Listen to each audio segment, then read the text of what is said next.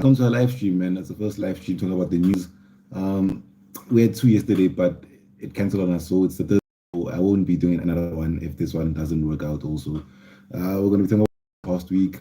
It's a new thing for me. I don't want this channel to be known as a channel which just does match previews for 5 or 4 minutes.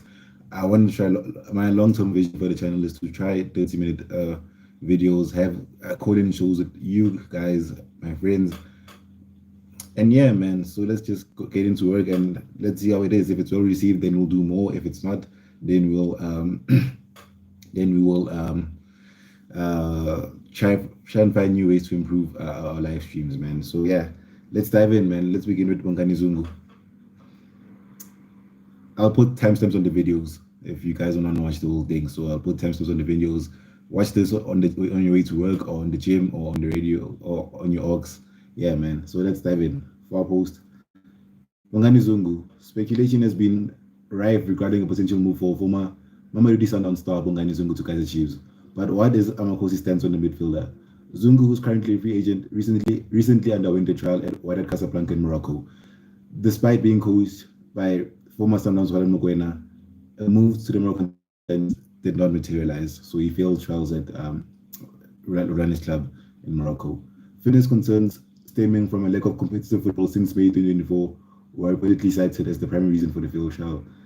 Doesn't make sense though, because all of the teams except the Egyptian teams, I guess, were on international break because there was a Euros happening. The season was over, so yeah.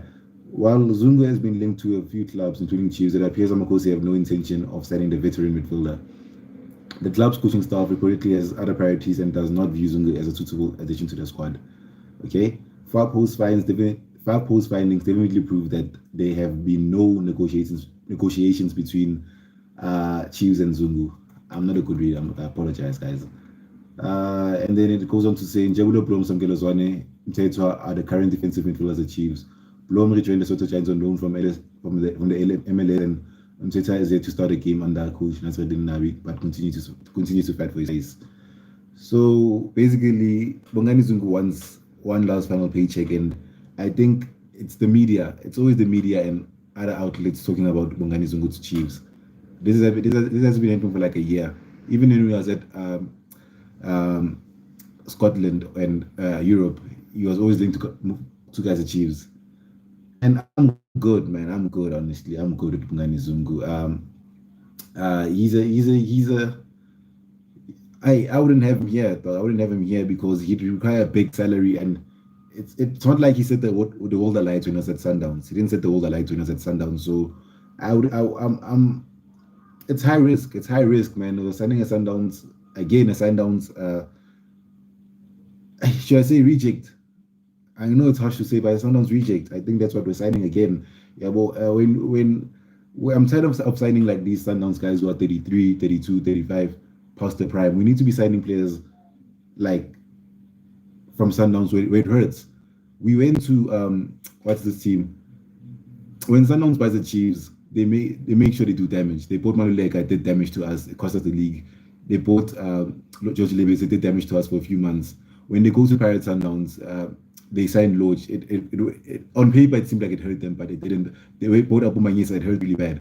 Yeah, but when Chiefs goes to Sundowns, we signed Castro. They've already bought Afonso and Meza. We go to we buy Sirino when he's 33, when he hasn't been a starter for about 2 or 3 years. Yeah, well, so I'm tired of signing these Sundowns guys who are like 33, 35, 30. What we should be going to Sundowns and saying, hey, you know what? Kekana wants a higher salary 2 months ago. He's beefing with Mangoba. Let's go to Sundowns and capitalize on that. I'm not finding the word. What is it called?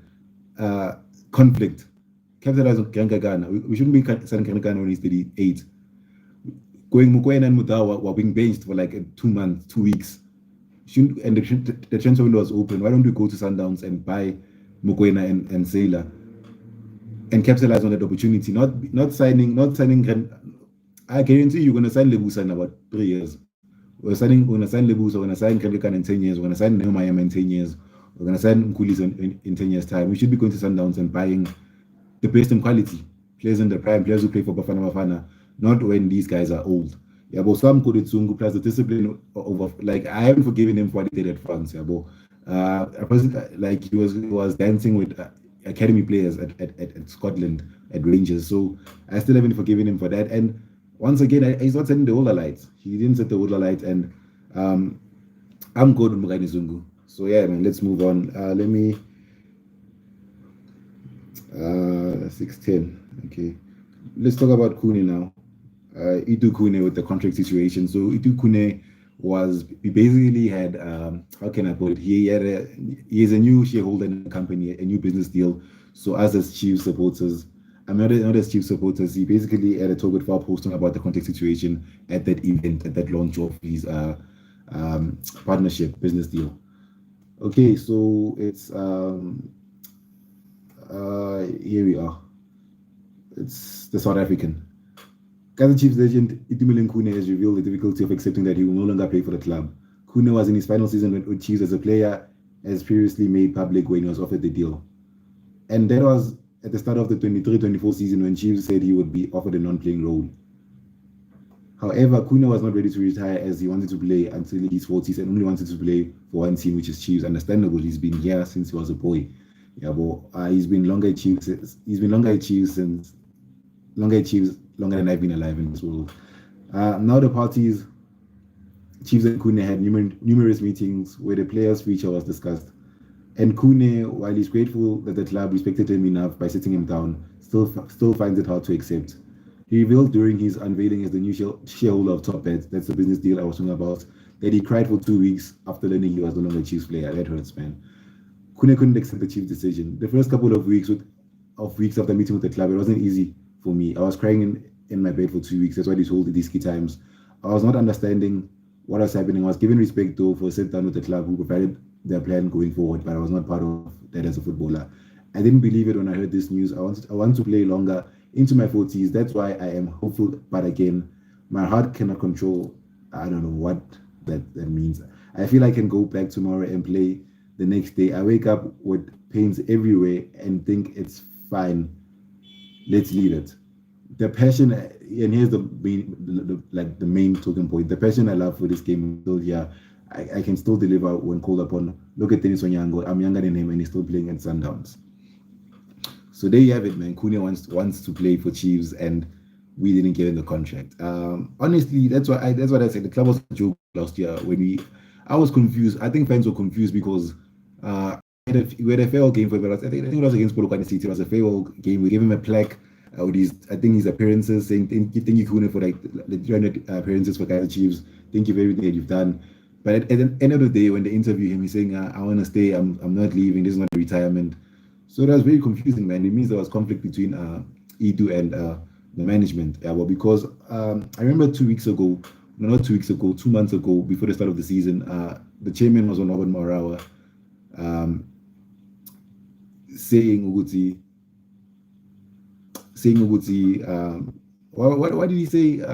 He said that they're still negotiating with Itu Khune, and also Mrs. Mutau saying that they're still negotiating with Khune. Yeah, well, as if they are opening the door for a contract, but they knew Guti, it's curtains for Khune in terms of playing. Yeah, well, so I think they lied to us in a bit of a way, or they didn't want to put it out there. They wanted to let Khune out gently because they knew that there would be an outbreak of cries from the fans. Yeah, well, because Khune is a legend, and if he wants one or two more seasons, then that's what he wants, man. But I understand why Khune is not being picked because he hasn't. I would have him here. I made a video last time, Guti. I would have Khune here, but as a player, because he could still teach Bruce Ubu. I think he's better than Khune with diarrhea is better than Peterson and Bruce Ubuna and Ndwari. Yeah, but the shot stopping in terms of distribution is clear. Yeah, but Khune revolutionized goalkeeping. Yeah, and again, like I respect Khune, man. I respect Khune. Khune is the only goalkeeper I have known at Kaizer Chiefs. Yeah, but I wasn't there for the Brian Baloyi era. Khune is the only keeper I have known at Kaizer Chiefs my entire life as a Chiefs supporter. Yeah, but so it doesn't seem so. It seems it feels so wrong not having Khune in the squad. Yeah, but over the past 5 years, you could see Gutiakpe was replacing him, Peterson was replacing him. Yeah, he was a big player in there. And once again, you look at Luka Modric at Real Madrid and Toni Kroos. like world-class players, but they kept on giving them 1 year contracts, every year 1 year contract to see if you're still at the level required to be at Real Madrid, despite being a legend. They give you one year contract, not 5 year contracts when you're 35, to see if you're still at that level required in your last year, Yabo. So I think Khune, they gave him a 1 year contract, and he didn't live up last season. He didn't live up to the standards required. Did he play? I didn't even play about 5. He played about 2, 3. I'm not sure, but he didn't play a lot of games. So yeah, it's it's he didn't earn his contract as a player, yeah, but as a legend, because he's a legend, he's Khune. I think he deserved to have give him whatever contract he wants, yeah, bro. Yeah, I feel bad for Khune. And then we've got Brian Baloy comments. Brian Baloy was talking to his son. What was he saying? Yeah, Brian Baloy, despite his age, let me go down. Yeah, here it is. I feel for him. He's my boy, and I wanted him to go overseas in his prime, but now there are factors working against him. He has to ask himself whether the effort he's put in the last 5 years merits another contract. He should say, "Have I done enough?" He should be honest with himself. Is it true? It's true that some goalkeepers like Peter Shelton, who retired at 47, Gigi Buffon, who retired at 45, and even Andre Aronsa played well into the 40s. Onyango is 39, older than Khune, and he's still playing. That's what Brian Baloy said. But the coaches at Chiefs are under pressure. They can't take a risk on a player who hasn't played that much in the last 5 years. It's a challenge for Khune, but I think it might mean he has to go to a smaller team, and even there he will have to prove his fitness. Yeah, spot on. Accepting that your time is over is not easy. I missed out on the selection for the 2010 World Cup and concluded that I had nothing to play for. I made the decision in SA. A lot of players don't retire out of their own. This English volation. There's not even an announcement. I can't give plenty of examples like Shaba, Morgan Gould, and now Edu, of players who were forced to retire. They didn't have official announcement. It's difficult to walk away from the game in your mid-30s when it's all you've known. Sport does not equip players with good platform to prepare for the end. Counseling is required to make players accept that the curtain is falling. I agree with Brian Beloy. I agree with Brian Beloy. That this is life, yeah, man. This is the equivalent of losing your job for Khune, yeah, all you've known, yeah, or the company that you worked hard for. You made it what it is today, especially in the this decade, century, or yeah. Because when you think about Chiefs over the past 10 or 20 years, I think about Khune, I think about Chaba. Yeah, but those are the first two players I am a fan. And well, maybe you might think about someone different, but over the past 10 years, definitely think about Khune, man. I should have gone. I think my dad told me that he should have gone to Swansea City, but he was too short, 5'11". It's pretty tall for South African, but and not for Europe, not for Europe. And distribution wise, he revolutionized goalkeeping in the world. He's up there with Neuer, and I think he's up there with Neuer in terms of the ball-playing goalkeeper. You can see that Khune can do exactly what Andre Onana is doing, what Edison is doing. Khune did this before Edison and Andre Onana and Ellison, what they're doing right now in Europe. So he's a legend. He's a living legend in the world. Everybody knows Khune in the world. And I feel bad for him, man. I feel bad for him. But I think Khune, it's not a matter of he doesn't have the money, or because he's earned a lot of money over the past 10 years. I'm not counting his pockets, but he's earned a lot of money. He's very smart. He's even got a business deal now. It's not a matter of money. I think he just wants to play for Chiefs, the club that he grew up at. Yeah, and I can't imagine Khune playing for another team, man. I can't imagine Khune playing for another team. I think we'll see him at Amazulu. I think we will. I think he will go to one of those clubs. Yeah, man, it's sad. So yeah, I wish you all the best to Milan Khune. You're a legend. You're a legend, and you deserve a proper send off. I think we should do what Sundowns did to Kekana a few years back, give him the proper send off that he deserves as a fan. Yeah, Kekana, I think he retired at the end of the season, and then around 6 months later, he comes back, and then they have a good farewell for him around halftime. Give him a send off that he deserves. Milan Khune deserves a send off. He deserves a 30-minute send off. Yeah, not what we did at Bongani City. That was a disgrace. And then number 3, now we're gonna move on to Nabi complaining about the fixtures. That's on my phone, guys. Please give me time. What's this? Let me put a timestamp. Um, I apologize. Check out the video, guys. Yesterday, I uploaded a video ranking our signings. Please check it out. Um, Pardon me, excuse me, my bad. It's coming right now. Uh, Nabi fixture complaints. International break is boring, dog. Nabi international. I mean, the international break is boring. Um, it's like stopgap with Chiefs because we're not playing a lot of games. Uh,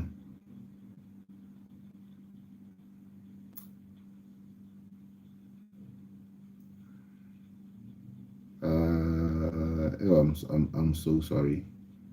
Um, but I remember what he said. I just want to get the specific quotes. But if I don't get it, then I will just talk about what I remember, not the specific quotes. I apologize, guys. I apologize.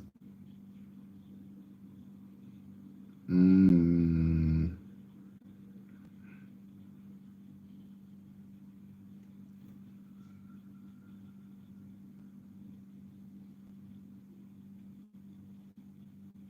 Maybe schedule.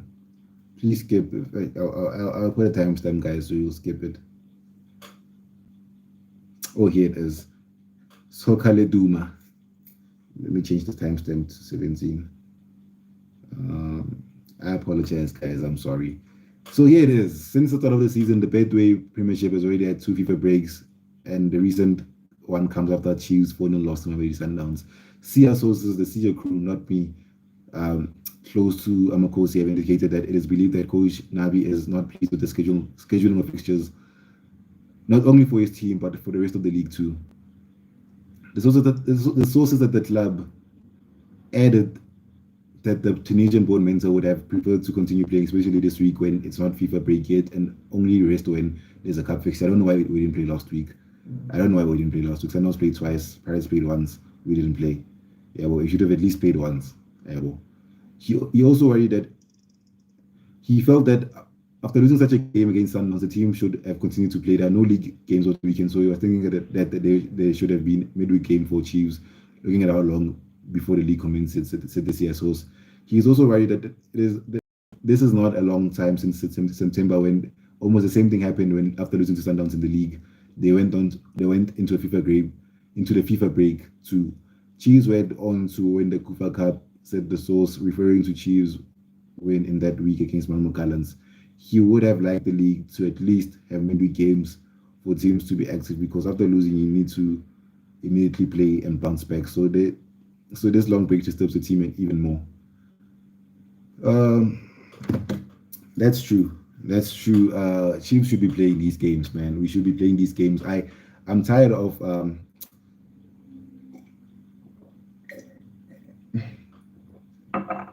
sorry, I can't talk for long periods.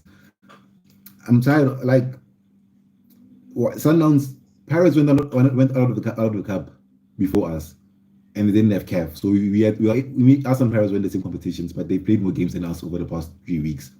Yeah, but it's unacceptable, man. It's unacceptable. We should be playing games. I don't know why Chiefs isn't playing games here and here. And there's 4 teams left in the Crown Cup and the FA Cup. The first 3 games, because it's like 64 teams, all the Premier League teams are playing, and then I think around the round of 16, that's when like you can play the cup and the league simultaneously, because half the league is eliminated and half the league is in the cup. So you could afford to play those games that can be able to play. If all the teams are available to play, then why not make the game available? Yeah, well, there's 4 teams left in the Knockout Cup. Why can't the other how many teams are left? 4. There's 16 teams. Then why can't the other 12 teams play? Yeah, but or the teams that are applicable to play. Yeah, but not opponents of Sundowns, Roma Gallants, Richards Bay, and Mackenzie in the league. Okay, those 4 teams, those 8 teams cannot play. But the other teams that are available to play, the other 8 teams which are free, why can they not play each other? That's my question. Yeah, well, and it's delaying our momentum because it's all stopgap with Chiefs. As soon as we get momentum, as soon as we have a tough defeat where you need a game coming up on the following Wednesday or after 3 days, you don't get it. you wait a week or two. Now we have to wait 3 weeks. 3 weeks, yeah, well, 3 weeks to the final defeat. That final defeat still hurts. It still hurts, and we're still waiting. We're still waiting. Yeah, well, and we should have played 2 games now. Yeah, well, we're eighth in the league. It looks bad. It's confusing now. We have to catch up to Sundowns and Pirates, even though they have to play careful. Also, it's confusing, man. That's what I don't like about the league, because there was a point. It was a pizza era. I always talk about the pizza era. Me and my friends used to talk about it in primary Uguti. Um, Pizza will always have game in hand. So if you're number one, you know it's going to be short lived. Yeah, well, uh, I won't that the PSL was weak also, because you would have Chiefs and Sundowns who came on City of it with like 20 points and about 10 games, and then Sundowns has about 15 points in 5 games.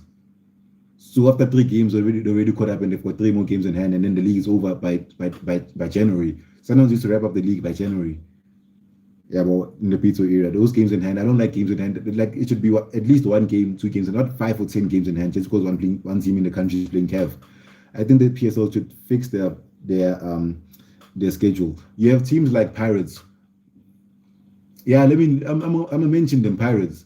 Those guys are playing home games like no one's business. Yeah, but I know at the end of the day, we're gonna each team you play an equivalent amount of home games and away games, but home games gives you momentum. Yeah, well, the atmosphere of the London Stadium gives them momentum. So when they go away, they're in full confidence. Yeah, but you should distribute the games home and away. I get it that fixture congestion, like you're not gonna be playing at Orlando on Monday, and then on Wednesday you're playing at Polokwane, and then on Friday you're gonna on Saturday you go to Cape Town. But it should be like that. You can't be playing Monday, Wednesday, and the other weekend all of the London Stadium. That makes the league unfair. It makes the league unfair. I'm talking to you, Ivan Kosa. Talking to you. So let's move on to topic number 4: the injury returns. The injury returns for Kaizer Chiefs. So this is what Nabi had to say about the injury returns. This is the South African again. The updates on injuries. Speaking to the media before Saturday's Khune knockout semi-finals. Against Sundowns, Coach Nabi said, "Of course, you have to be careful with rushing George Matlau, Mtutu Mdantsane, and Tebo Kgobotsane. It's true they've been injured for quite some time. All 3 are done rehabilitation and are currently training with the group." Nabi said via Far Post, "They've trained the group and are training, but we need to be very careful on how we integrate them into official game. George has been out for over a year. We need to give him time to train. We need to give him time to participate in friendly games and bring him back to connection with the teammates before we can think of incorporating them in official matches." What? Which cup games are you talking about, Nabi? Which cup games are we going to be? Are we going to be playing the Helix Cup and the Knockout Cup with Pirates and Sundowns? I don't think those 2 teams will agree. Yeah, but yeah, man. But let me talk about Tebo Kgobotsane first. Tebo Kgobotsane, man, what a winger! Like Tebo Kgobotsane, like what you've seen from him in the Chiefs shirt is very good. That front view of Pule Modi, Dupree, Botsane worked under Mulfensek. It was pretty good. It was pretty good.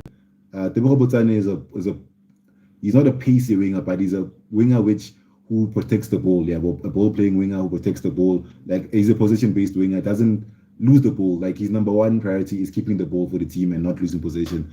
So I rate Tebo Botsane. I'm not. He's like Pule Modi. He's not like a Loach or a Pule, like one of the top 3 wingers in the PSL. He's never been, but definitely the top 10 winger on his day.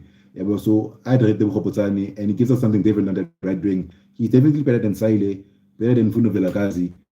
Um, what I'm saying is that obviously Fundo has a higher ceiling than Botsane, but as of like current ability, Botsane is experienced, so is better than Fundo Velagazi. I'm waiting to see what Tebo Kgobotsane can bring. Yeah, well, our number 11, and then let's talk about George Matlau, man. I did a video like 3 months ago with my friend.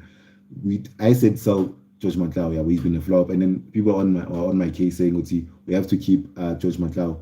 And I rate him, but he's too injury prone. He's too injury prone. That's why we sold Dolly. It's the same thing. George Matlau, he's injury prone. He's a good player, but I don't see where he fits. I don't see where he fits. But I'll give him a chance. I know people like him, but you know. Let me tell you something. Like about 2 years ago in the Mazulu game. We lost in the quarterfinal and then he fought Veli Motor. Yeah, but he showed a bit of passion and then people are like, yeah, this is a player. Anyone could do that. I could do that. I could fight with Veli Motor. That doesn't take ability to fight with the player after a game.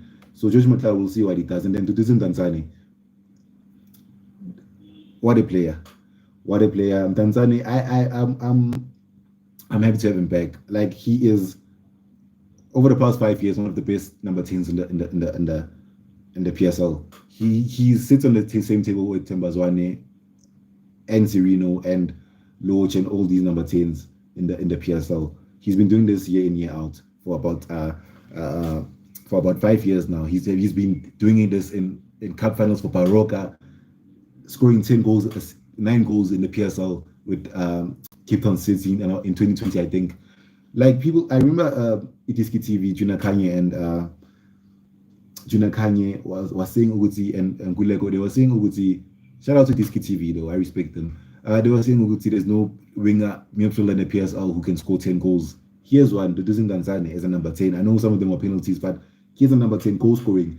Tanzania was the understudy of Tembazwane, like the understudy of Tembazwane in the squad. Yeah, well, Bruce is looking for number 10 to replace Tembazwane. This was the guy. This was the guy who was in the squad to be as a replacement of Tembazwane. He is what Tito is right now.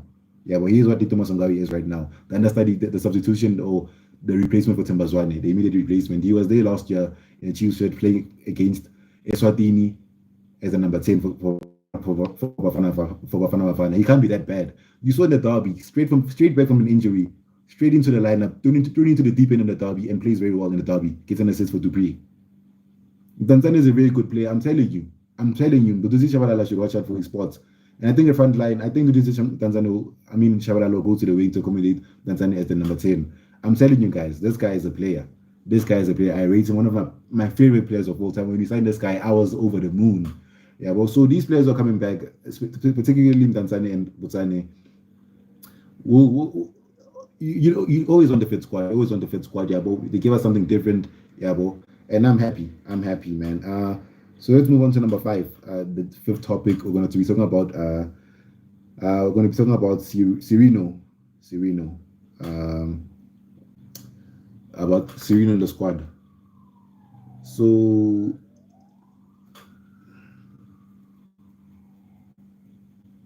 far post again, man. Far post is far post is so reliable, man. The content is, yeah, it's lit.